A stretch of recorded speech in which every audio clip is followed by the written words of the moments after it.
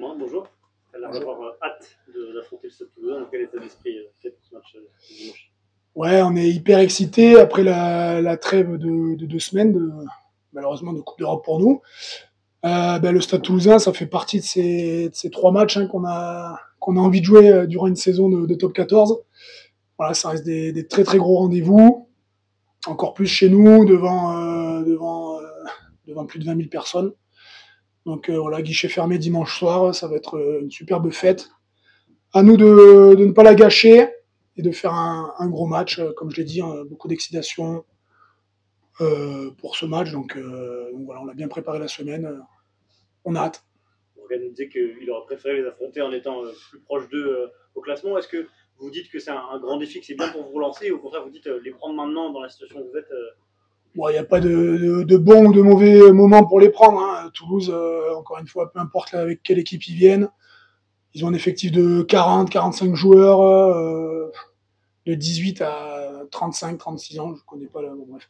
Et voilà, peu importe avec qui ils vont venir, peu importe le moment également. Nous, ce qu'il faut, c'est se concentrer sur nous. C'est ce qu'on a fait cette semaine. On a beaucoup travaillé sur nos basiques, les fondamentaux, comme on dit.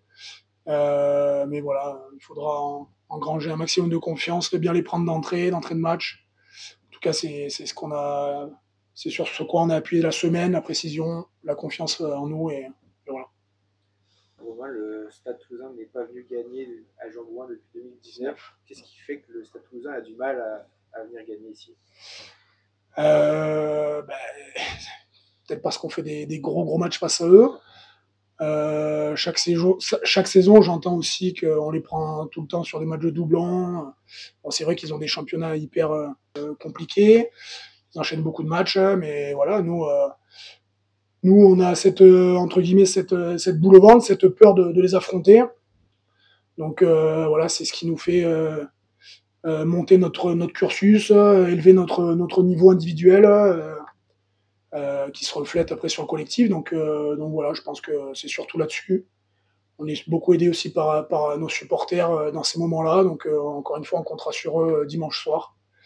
Donc voilà. Bonjour Romain et Louis. Romain, vous avez prolongé jusqu'en 2028 avec le Stade français, en présence de votre chanteur préféré, Christophe Maé. Qu'est-ce qu'il représente pour vous? Ouais, pour la petite anecdote, voilà, comme j'ai pu en parler avant, depuis que je suis au collège, je suis ces nombreux titres. Donc voilà, ça reste mon chanteur préféré. J'ai entre guillemets l'habitude de chantonner quelques-uns de ses sons, notamment après les victoires. Donc voilà, ça a été un super moment pour moi, un super partage avec lui il y a maintenant un petit mois, un mois, donc c'était chouette. Voilà, ça restera gravé en mémoire. Vous avez eu 2 semaines de coupure, vous l'avez souligné. En quoi elles ont été bénéfiques pour préparer ce match, justement, et la suite et la dernière ligne droite? Carbo. Elles sont bénéfiques dans le sens où on a pu se reposer, on a pu bien analyser aussi les forces du Stade Toulousain sur les semaines précédentes. Après, c'est toujours un match compliqué à appréhender parce qu'ils sont forts partout. Donc nous, il faut qu'on soit à 100% pour essayer de remporter ce match qui est capital pour nous. Qu'est-ce que vous avez fait concrètement de plus, peut-être, sachant que le Stade Toulousain a enchaîné quand même, parce qu'ils vont peut-être arriver un peu plus diminués Déjà, c'est qu'on s'est un peu plus reposé, on a eu quelques jours de repos, on a pu aussi travailler le physique la semaine dernière. Donc c'est juste sur ça qu'on a un peu d'atout. Après, eux, ils ont le rythme aussi, donc ça double tranchant, ça peut être bien vu comme des fois un désavantage. Donc on va voir, on va donner le meilleur.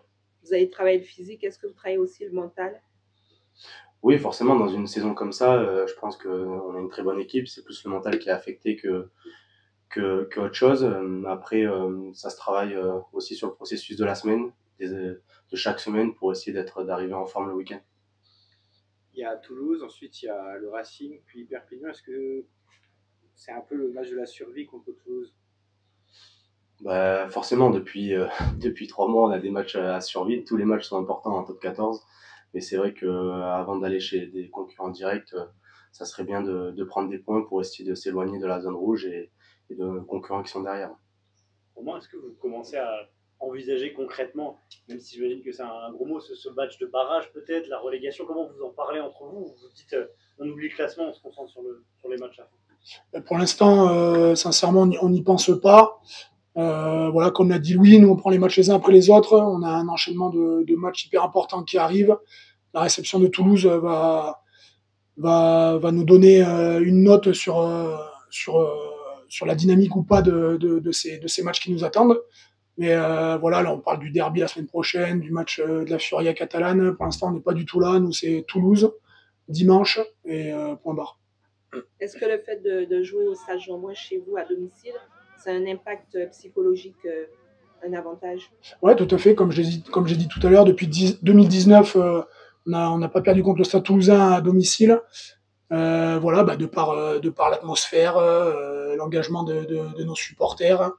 Voilà, on s'attend à une grande fête, comme je l'ai dit, mais voilà, les premiers acteurs de cette fête, ce sera nous sur le terrain.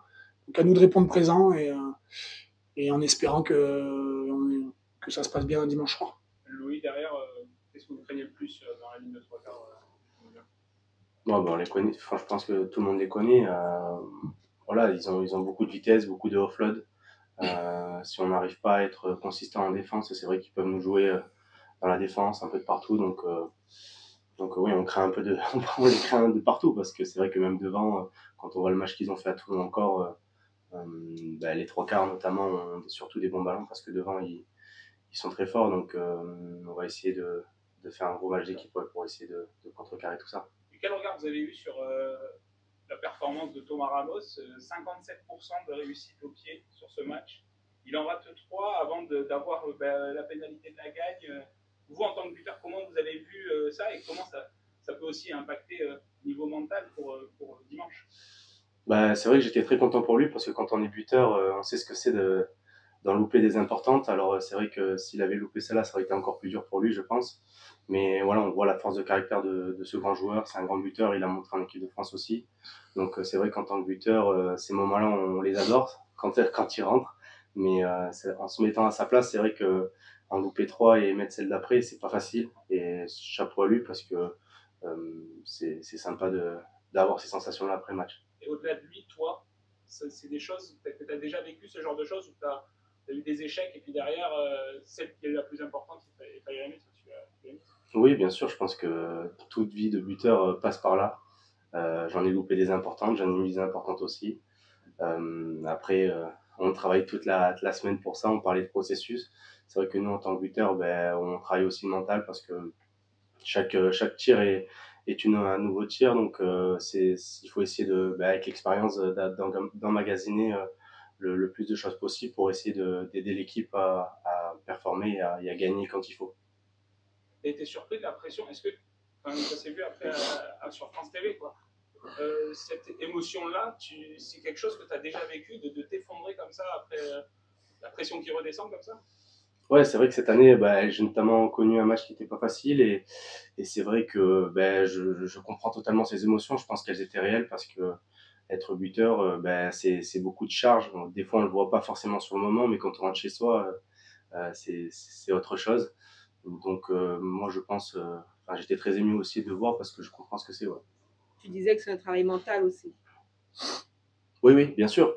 Bien sûr, c'est un travail qui demande beaucoup d'entraînement déjà et aussi d'entraînement mental parce que il faut essayer de faire abstraction du public, notamment là, pour Thomas qui était à Mayol, qui sifflait, du score, de l'enjeu et franchement, c'est un travail qui est aussi.